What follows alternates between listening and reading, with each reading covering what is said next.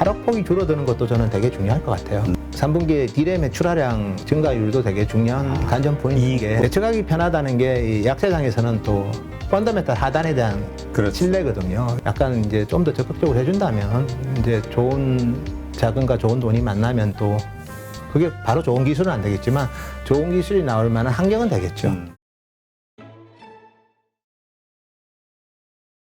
지금 그 D램과 관련해서 우리 작년 하반기만 해도 한 DDR5 이야기가 많이 있었는데 요즘은 쏙 들어갔어요. 네, 예. 지금 요거는 어떻게 돼가고 있는 건가요? DDR5는 PC 쪽은 뭐 여전히 어쨌든 양사, 삼성 하이닉스 모두 한 10%가 넘었고요. 매출액 기준으로. 근데 PC 시장 자체가 적으니까 이 서버에서 형성돼야 되는데 어쨌든 뭐 원재설이라고 하죠. 인텔에 많이 원재가 있고요. 인텔이 사실은 사파이어 래피즈가 이제 세 가지 모델이 있는데 이제 HBM은 뭐 슈퍼컴퓨터 쪽으로 지금도 나가지만 거의 물량이 원래 미미한 수준이고요.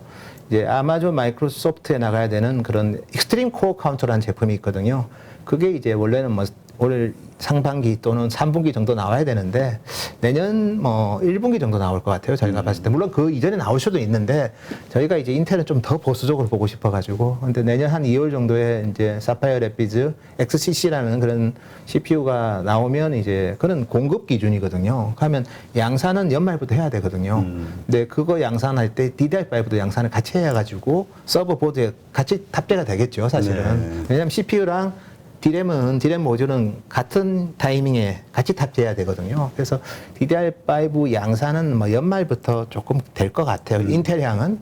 다만 이제 AMD 같은 경우에는 이제 서버 CPU 관련해서 이제 5나노 제품이 제노어라는 제품이 이제 TSMC에서 양산을 합니다. TSMC가 5나노는 되게 수율이 좋거든요. 그래서 4분기에 아마 AMD의 5나노 제품이 나오면 서버 CPU에서 이제 DDR5는 인텔이 만드는 게 아니라 AMD가 먼저 만들 것 같고요. 네. 두 번째는 이제 아마존, 구글, 마이크로소프트, IBM 그리고 알리바바 모두 요즘은 AMD 서버 CPU를 많이 좋아하네요.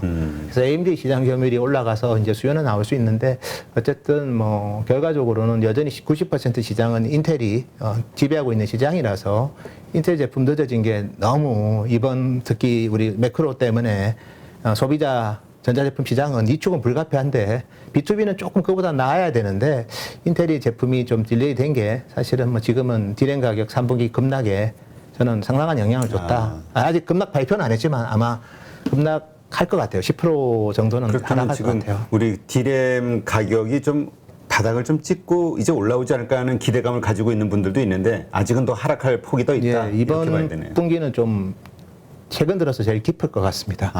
예. 약간 하락이 아니라 깊을 것 같다. 10% 이상 하락이면 계속 빠지다가 한 번 더 세게 빠지면 힘들잖아요. 그렇죠. 그리고 4분기는 이제 뭐 10%까지는 안 빠지겠지만 어쨌든 이번 분기 낙폭이 커서 아마 채널에 있는 분들도 조금 걱정은 할 거예요.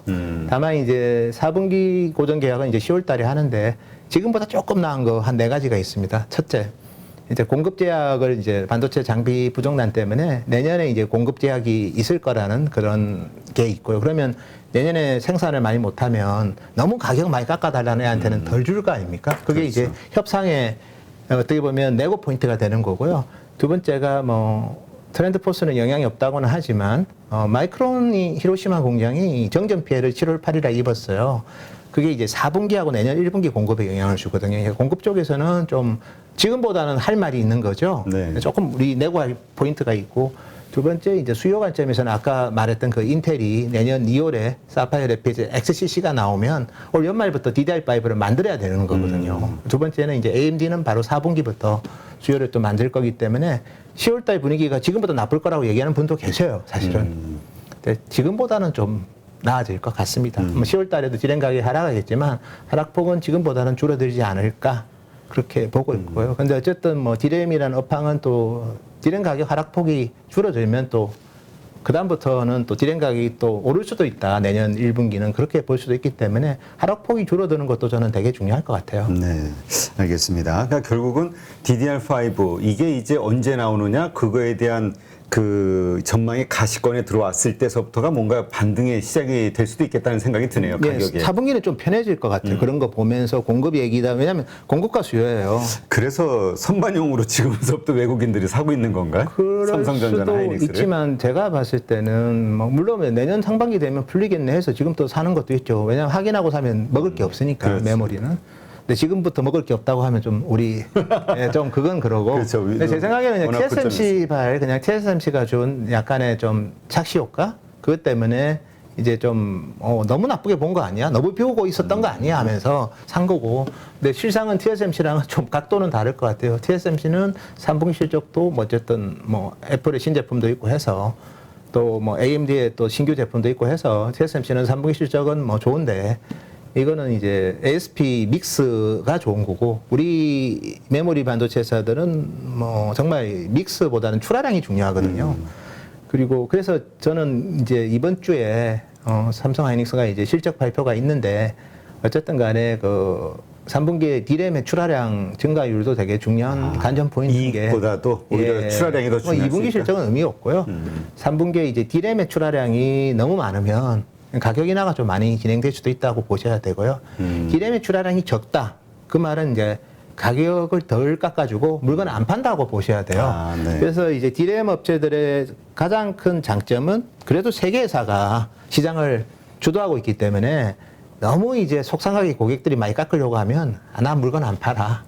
단기적으로는 그럴 수도 있어요. 왜냐하면 보유하고 있는 D램 재고가 그렇게 많지는 않거든요. 그러니까 나 이래 헐값에는 안 팔아 하면서 일단은 보유 물량을 안 내놓을 수는 있을 거예요. 그렇지만 가격은 하락합니다. 왜냐하면 낮은 볼륨에 계약하는 애들이 있거든요. 네. 근데 트렌드 포스는 그걸 발표할 거예요. 그래서 근데 뭐 어쨌든 간에 지금 협상 분위기는 상당히 제가 최근에 뭐 작년에 제가 4분기, 1분기 뭐 일부 디램 익스체인지에서 급락한다 할 때도 제가 봤을 때는 그렇진 않았거든요. 네. 근데 지금은 좀 분위기가 진짜 안 좋은 것 같아요. 아. 예. 그래서 제가 오늘 뭐 하여튼 좀 되게 뭐 요즘 분위기 좋아졌는데 근데 중요한 건 D램의 협상 분위기가 나쁘다고 해서 주가가 급락하진 않았습니다. 그렇죠. 왜냐하면 미리 나쁠 거 보고 이제 주가가 빠졌기 많이 때문에 빠질 수 있는 거니까. 다만 이제 여기서 이제 아주 더 강한 V자 반등을 하기에는 좀 확인해야 될 요소들이 있으니까 또 그런 부분들도 같이 고려하셔서 의사결정하는 게 좋을 것 같습니다. 알겠습니다. 지금 요즘 화제가 되고 있는 것이 이제 결국 반도체, 미국 주도의 반도체 동맹 칩4 예. 이거와 거기에 또 삼성전자가 미국 뭐 텍사스주에 뭐 공장을 11개를 짓는다 뭐 이런 발표들 막 하는 것들 이런 것들이 맞물리면서 중국으로부터의 압력이 또 이렇게 뭔가 이슈가 되지 않겠느냐 이 기업들의 활동을 네. 그 저해하는 이런 걱정들이 있는데요. 저도 뭐 얼마만큼 그 뉴스들도 정말 실효성이 있고 팩트에 가까운지는 좀 봐야 되고요. 사실은 뭐 다양한 뭐 노력들이 기업 자체도 해야 되고 또 정부 차원에서 노력도 해야 되고 어렵습니다, 사실은. 그렇죠. 근데 뭐 공장을 11개 짓는지는 저도 잘 모르겠고요. 그냥 뭐 아직 확실하게 발표한 건 아니죠. 그거는 사실 세제 혜택에 대해서도 미국에서 뭐 아직까지 뭐 엑스큐션을 안 한 상태이기 때문에 어쨌든 동부분은 그냥 많은 시나리오 중에 하나다. TSMC도 미국에 공장 여러 개 짓는 데 있어요. 근데 아직도 뭐 애리조나 말고는 없습니다. 그래서 공장 짓는 그런 거에 대해서는 그냥 협상하고 뭐 그냥 약간은 좀 분위기 만드는 정도고 실제 그거 안 한다고 뭐 그렇게 뭐 페널티 그렇죠. 받는 것도 없고요. 그다음에 중국 관련해서도 근데 제가 이번에 ASM에서 느낀 게 그겁니다. 중국에는 정말 이업 장비를 못 넣더라고요. 네덜란드 정부에서 미국의 압력으로 네덜란드 정부가 퍼미션을 허락을 안 하더라고요. 네. DUB도 이제 앞으로 중국에 못 넣게 할 수도 있죠, 사실은. 뭐 이런 근데 어쨌든 간에 저희가 봤을 때는 참 뭐 그 균형 감각 있게 잘 융통성 있게 국내 기업들이 정말 답이 없죠. 예, 답이 없다기보다 어렵죠, 참. 어려운데 쉬우면 뭐 누구나 다 반도체 하죠. 기술이 있으면 어려워도 풀 수 있는 방법이 있습니다. 그러니까 어떤 분들은 이 반도체가 결국 한국의 자산, 그러니까 그런 여러 가지 어려운 상황에서도 우리의 어떤 협상력 혹은 힘을 발휘할 수 있는 비밀 병기? 막 이런 식으로 얘기하시던데. 좀 뭐 정말 좋으면 정말 우리 어쨌든 그래도 어쨌든 우리 제품은 뭐 좋은 성능으로 더 속도 빠르고 더 전력 소모 줄이고 더 좋은 제품을 만들 수는 있지만 어쨌든 저희 반도체는 어쨌든 뭐 상당히 캐파가 많아요. 디램이든 랜드든. 그래서 거기서 또 뭐 미세화가 되든 스태킹을 많이 해서 대규모로 나오기 때문에 정말 소품종 대량 생산하다 보니까 그 수요 공급에 따른 탄력도가 되게 민감합니다. 그래서 이제 그런 부분들이 그렇다고 해서 뭐 업황이 나쁘다고 해서 다운턴이라고 해서 뭐 적자나고 그러지는 않거든요. 기본적인 뭐 디램 같은 경우에는 뭐 20%대 중후반 정도의 흑자가 계속 나올 수 있는 체력은 되고 그것도 저는 상당히 매력적인 캐시카우라고 보지만 근데 인베스터들이 원하는 거는 실적을 예측할 수 있는 기업을 좋아하거든요. 네. 이런 다운턴에서는. 근데 이 메모리는 이제 뭐 저희도 뭐 3개월 뒤를 모르고 기업도 모를 거예요. 3개월. 그래서 그게 TSMC의 장점인 거죠. 그 파운드리의. 예, 그건 뭐 장기 계약 고정적인. 맺고 그냥 뭐 좀 더 우리보다 길게 계약 맺고.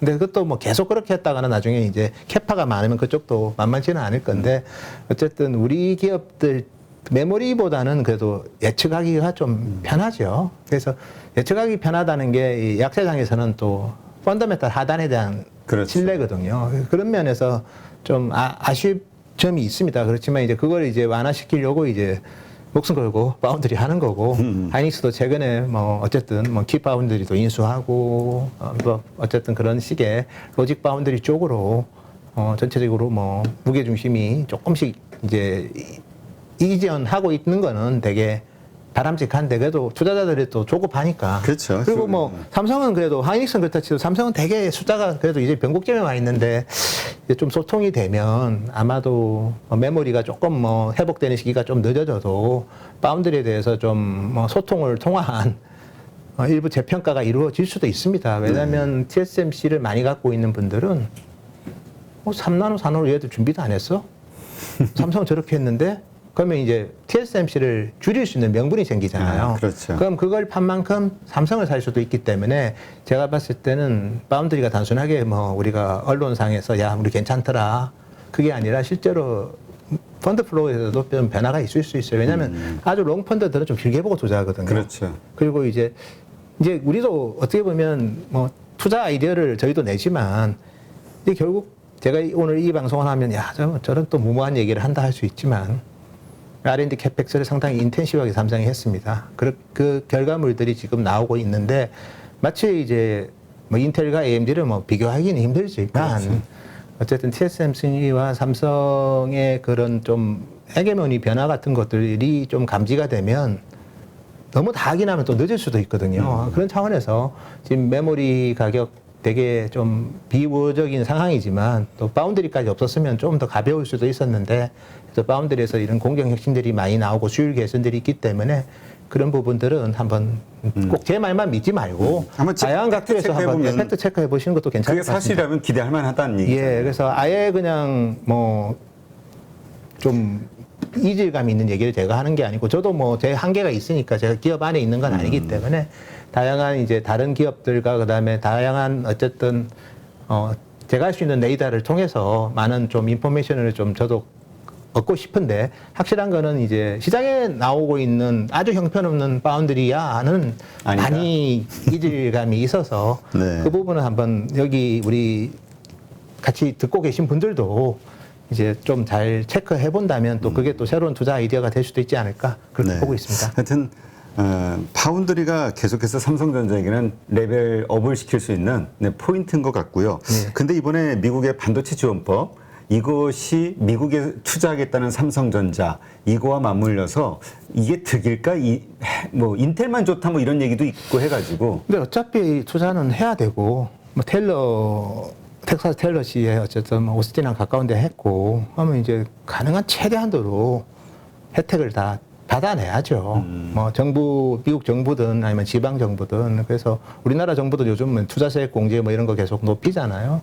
사실은 반도체 투자는 정말 지금 당장은 돈이 안 돼도 미래를 보고 투자를 해야 되는 거기 때문에 좀 더 유리한 조건에서 투자를 이끌어내는 게 중요할 것 같고요. 어쨌든 지원해 주는 거를 최대한 극대화시키는 게 지금은 제일 중요할 것 같습니다. 그럼 미국의 그 반도체 지원법 이게 만약 통과된다면 이거 역시 삼성전자에게는 좋은 뉴스다로 봐야 될까요? 그거는 뭐 어차피 할 투자인데 돈 준다면 더 좋은 거죠.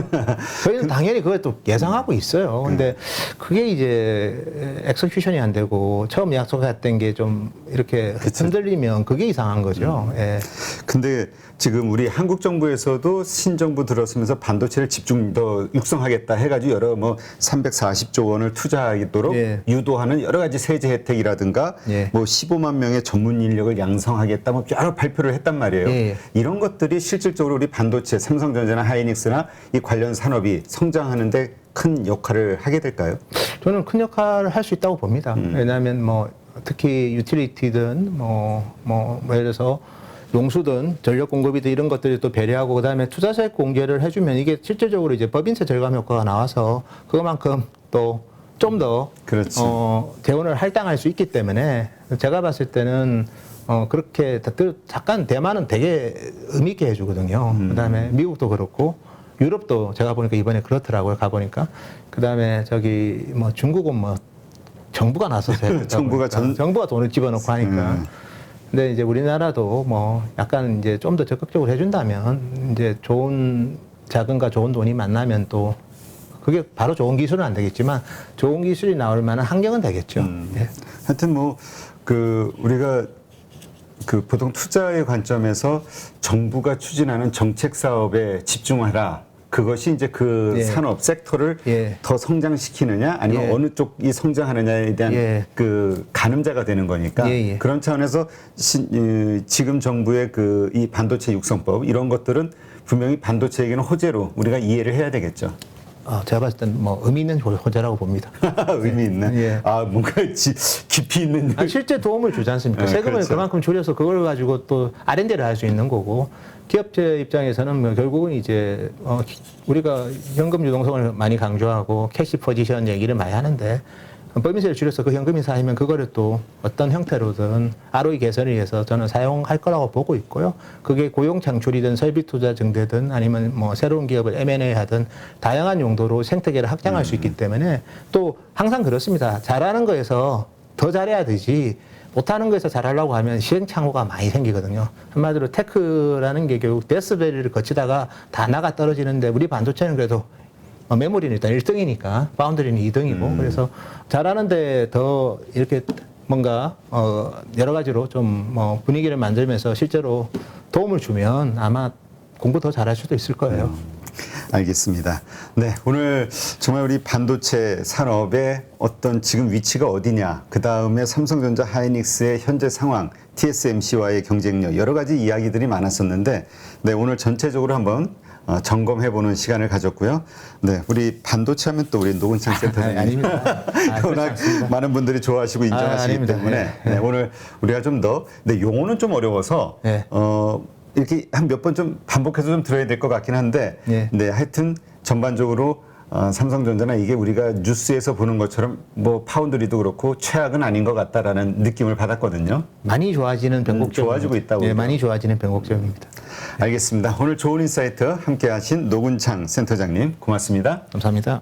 누구나 1시간 안에 200개 종목에서 좋은 종목을 고를 수 있는 그런 능력을 배양할 수 있도록 제가 도와드리려고 그렇게 하고 있습니다.